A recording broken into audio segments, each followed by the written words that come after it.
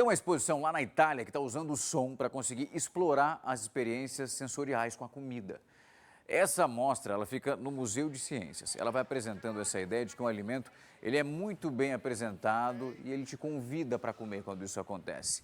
O som, inclusive, ele pode influenciar nessa decisão. Por exemplo, o som de uma batata frita fazendo aquele crack-crack quando a gente morde, ele passa pela ideia que ele está crocante. E aí o nosso cérebro entende, pô, tá mais gostoso então. Os cientistas estudam vários tipos de som durante esse preparo. Quando a gente está comendo, isso pode influenciar também a nossa percepção sobre a qualidade daquele alimento. Os visitantes, eles são testados. Eles devem escolher um alimento só pelo som que eles estão escutando e depois, ó, para dentro da boca.